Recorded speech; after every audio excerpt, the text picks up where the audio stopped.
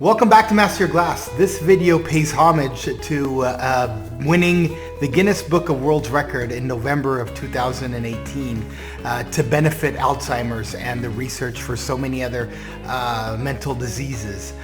We did this at the Palms Casino on their top floor at the Apex Lounge. And the great thing is we actually beat Snoop Dogg's Guinness Book of World Record, where he had made the world's largest gin and juice. I hope you enjoy this time lapse. Okay, so as I mentioned, this is happening at the Palms Casino. It was November 5th of 2018. Here we are setting up the 300-gallon vessel. This is all food-safe plastic. And by 9 a.m., there I am. We're already starting to pour the gin. We're making rotations and just having a good old time. By about this point, there were already about 100 bottles of gin in there. We ended up using 400 bottles of Empress gin.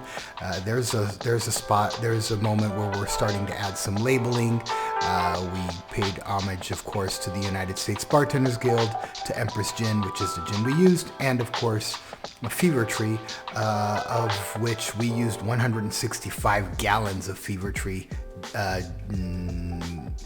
tonic water in this cocktail. So by this time, you could see on the right, the white boxes over there, the Fever Tree is starting to come in more and more. Now we have more Empress gin coming, and what we're doing here is we are laying it out on tables because we're gonna have guests come over and they're gonna help us pour. Everybody gets to contribute and pour their own bottle into the vessel and help beat the Guinness Book of World Record. So we almost hit the 300-gallon mark, but as you can see here, now everybody's having a good old time. It's a beautiful evening in Las Vegas, wonderful scene of the Las Vegas Strip, and we're getting really, really, really close. There is a Guinness Book of World Record judge there who will be there to prove that we actually did this right. And we're almost getting close to the part where we're going to change the color of the drink. Empress gin has the butterfly pea blossom in it, and so when it comes in contact with citrus from lime juice, it will change color. And so we basically put 5 gallons of lime juice in this gin and tonic as well, just to do the pretty color change.